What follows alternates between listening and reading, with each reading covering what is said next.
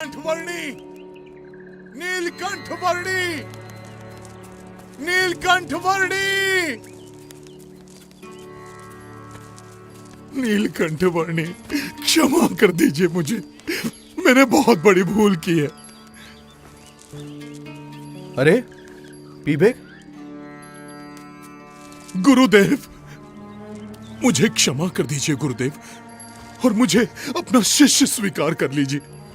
कल रात को मैंने मेरे सभी आराध्यों का फिर से आह्वान किया और उनसे कहा कि वे आपका नाश कर दें। तो उन्होंने तो मुझे ही बहुत मारा, पटक पटक कर धो दिया मुझे। और उन्होंने कहा कि आप तो सबके स्वामी, सर्वोपरि परमात्मा है।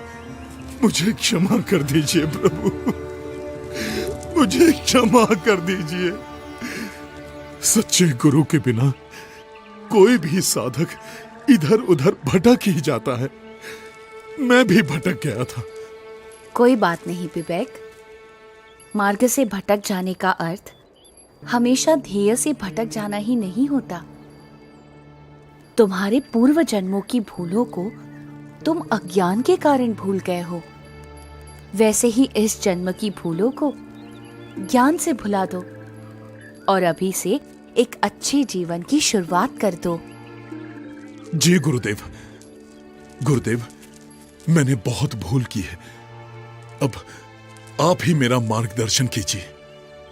जरूर पिबेक, गुरु तो सही मार्ग दिखाने का प्रयास करता ही है, पर उस मार्ग पर चलना वो तो साधक का ही काम है। बस अब तुम एक सच्चे साधक को शोभा दे वैसा जीवन जियो। शुद्ध धर्म, शुद्ध आचरण, शुद्ध भक्ति भाव, यथार्थ ज्ञान आदि को अपनाकर परमात्मा की ओर कदम बढ़ाते चलो, तो वो भी तुम्हारी ओर आते चलेंगे।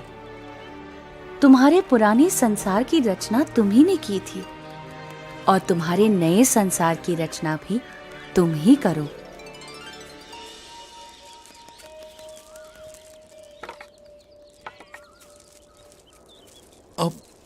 आप कहां चल दिए गुरुदेव? अब मुझे आपसे दूर नहीं होना है। जहां प्रेम है वहां दूरी कैसी?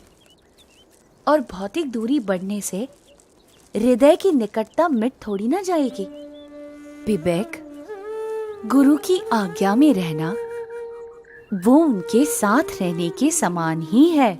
जी गुरुदेव, अब मेरा शेष जीवन आपकी आज्ञा के अनुसार ही बीतेगा।